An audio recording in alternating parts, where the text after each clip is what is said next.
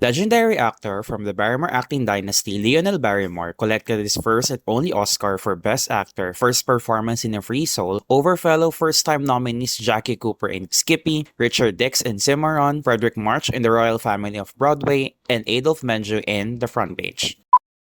Richard Dix's exaggerated performance as Yancy Cravat in Cimarron has been heralded as one of the worst Oscar-nominated performances. He has the largest arc and screen time compared to his co-nominees, yet he is also the most underwhelming. The film already sucks on so many levels after the intriguing opening scene, and Cimarron treats Yancy as a near-mythical Western hero, often without reason. Richard's preposterous performance makes it difficult to care about his adventures as a vigilante, an evangelist, a soldier, a lawyer, and an oil tycoon. Helpless women in your own homes, to think of one of your innocent dear ones wronged and oppressed like this poor defenseless woman. Oh, where could she turn in her cruel anguish? By the very promises of God are denied her. Yancy's relationship with his family is nebulous because Richard has no emotional ties with them despite loving them by default. He leaves his wife periodically and in one instance for 5 years. Richard is not a bad actor, but neither he nor the film makes the character plausible. Adolphe Menjou's performance in the journalism comedy of errors The Front Page is one of those types of performances that saves the film from its ennui and mediocrity by permeating it with finesse and vitality. Butch, I'd put my arm in fire for you. Up to here. Now, you can't double-cross me. She does. All right, put her on. I'll talk to her. Hello. Oh, hello, madam. Now, listen, tramp. You can't keep Butch away from his duty. What kind of language is that? Hello. Hello. I'll kill him. His role primarily solves the plot entanglements of the lifeless main characters rather than being a fully fleshed out human being. He appears briefly in the first 20 minutes and emerges after the hour mark, minimizing his impact. While Adolphe does nothing wrong, his work feels negligible and inconsequential.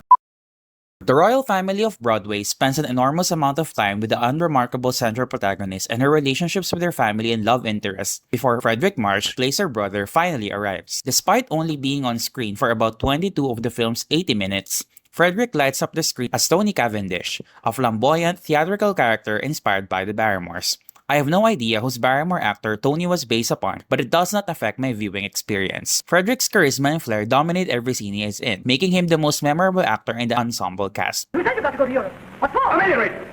I feel like it. I want to get away. You can have it, your ancient and royal profession of acting. I'm through. Oh, yes, you've been saying that ever since you played Little Lord Fauntleroy. All right, I mean it this time. That's why I'm going abroad. You give me 2 years in Munich with my violin under Asher. I'll show you what the stage means to me.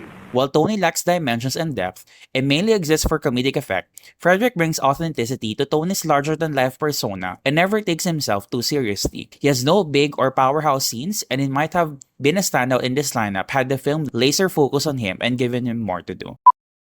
At just 9 years old, Jackie Cooper ingrained himself in the Academy history by being the youngest thespian nominated for Best Actor, which came 3 years before the inauguration of the juvenile Oscar. Jackie brings the clever and earnest Skippy Skinner to life with innocuous exuberance and precocious confidence. The main meat of Jackie's performance lies in his friendship with Suki, an impoverished boy, played by Robert Coogan. Skippy does not mind Suki being poor and hangs out with him because of Suki's spontaneity and audacious lifestyle. Jackie gives his all, especially when the dog catcher mercilessly kills the dog off screen.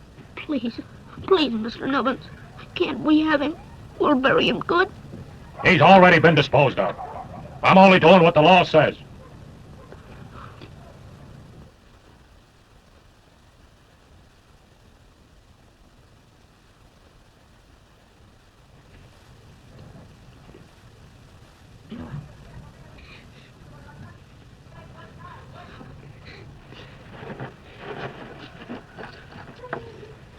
Come on, sir.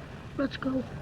And when he cheers up a deflated Suki. The film's perpendicular pacing and dramatic load shifted to Suki in the second half diminished Jackie's impact. Skippy exists independently of Suki, but Jackie would not have something to do without Suki. Jackie is commendable because he makes everything easy, but the film robbed him of daunting scenes to flex his acting chops. Despite having a lesser character and plot focus compared to his co-stars, Lionel Barrymore walks away with a free soul with his devastating turn as an alcoholic lawyer turned filthy vagabond defending his daughter's fiancé who killed his criminal lover.